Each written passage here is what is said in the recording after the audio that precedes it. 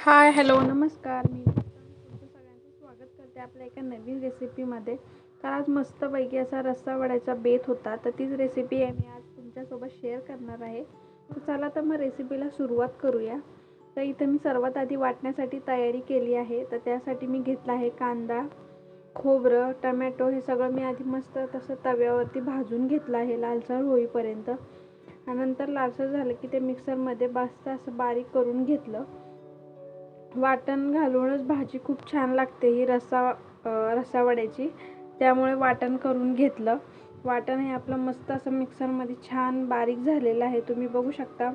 छान स्मूथ अशी पेस्ट झाली आहे. त्यानंतर कढई ठेवली, त्याच्यामध्ये मस्त असा कढीपत्ता टाकला, जिरं मोहरीचा तडका दिला आणि मस्त असं तडतडू झाल्यावरती त्याच्यामध्ये जो आपण मसाला तयार केला होता ते असं टाकून छान असं तेल सुटेपर्यंत मस्त परतून घेतलं. ते झाल्यावरती त्याच्यामध्ये टमॅटो टाकू दिला. टोमॅटोही मस्त असा गळू दिला आणि छान 5-10 मिनटं ताट टाकून मस्त असं तेल सुटेपर्यंत मसाला परतू दिला. त्यानंतर त्याच्यामध्ये आपल्या घरात जे बेसिक मसाले असतात ते टाकून घेतले आणि मेन मी ह्याच्यामध्ये टाकला होता आपला झणझणीत असा कोल्हापुरी मिसळ मसाला. त्या मसाल्याने छान अशी चव येते भाजीला आणि भाजी ही अप्रतिम लागते. त्यामुळे तो मसाला मी त्याच्यामध्ये घातला होता आणि त्याने छान अशी टेस्ट आली होती भाजीला. तर मस्त असं मसाला टाकून छान असं फिरवून घेतलं, छान असं हलवून घेतलं. त्यानंतर तेही मस्त तेल सुटेपर्यंत छान असा मसाला मी इथे भाजून घेतला आहे. तुम्ही बघू शकता मसाल्याला छान मस्त कलर आला आहे. आणि मी इथे 2 शिट्ट्या काढून मटकी आधीच शिजवून घेतली होती. तीही मटकी मग त्या मसाल्यामध्ये टाकून दिली आणि छान असं हलवून घेतलं. मीठही टाकलं होतं, तुम्ही पाहिलं असेल मी मीठही टाकलं होतं. आणि मस्त असं हे मिश्रण असं हलवून घेतलं आहे मी.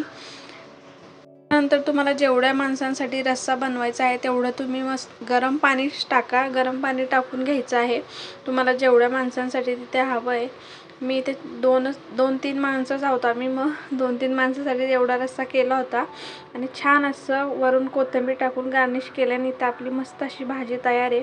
तर आपल्याला आता वडेही बनवायचे, तर त्या वडे तळण्यासाठी मी आधी बेसन पीठ घोटून घेते. मग त्याच्यामध्ये मी बेसन घेतली, मस्त अजवाईन घेतली, ती हातावर छान अशी चोळून घेतली आणि मग त्याच्यामध्ये टाकली. आणि चवीनुसार आपल्याला इथे मीठ टाकून घ्यायचं आहे आणि छान असं बॅटर तयार करून घ्यायचं आहे. पातळसं असं बॅटर तयार करून घ्यायचं आहे, जास्त पातळही नाही जास्त घट्टही नाही, मीडियम असं बॅटर तयार करून घ्यायचं आहे.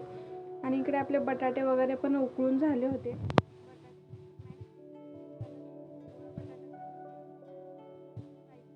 चिरून घेतलं होतं. त्यानंतर मी मस्त कढई ठेवली, त्याच्यावरती कढीपत्ता टाकला. कढीपत्त्याने खूप छान टेस्ट येते पिवळ्या बटाट्याला, तुम्ही कधी त्याच्यावर टाकून बघा, खूप छान अशी टेस्ट येते. त्यानंतर मिश्रण मस्त असं हलवून घेतलं, मिरची वगैरे टाकली आणि आल्याचा तुकडा जो आहे तो मी तसा खिसून टाकला होता. आल्यानेही खूप छान टेस्ट येते पिवळ्या बटाट्याला, हे पण मी असं मस्त खिसून टाकलं होतं.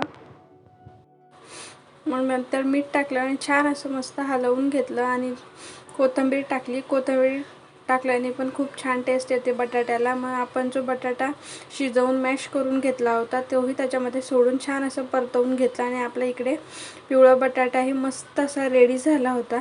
आता आपल्याला फक्त वडे काढायचे होते. वडे काढून झाल्यावर आपला मस्त असा झणझणीत रस्सा वडा एकदम तयार होणार होता. तर बघू शकता इथे मी मस्त असे वडेसुद्धा करून घेतले होते. आता हे छान मी बेसन पिठामध्ये मस्त कोट करून घेतले आणि गरम गरम तेलामध्ये सोडले आणि छानपैकी त्याला खरपूस असं तळून घेतलं. आणि इथे बघू शकता आपले वडेसुद्धा किती सुंदर तयार झालेत आणि इथं छान असा आपला रस्सा वडा तयार झाला आहे. तर रेसिपी कशी वाटली नक्की सांगा. बाय.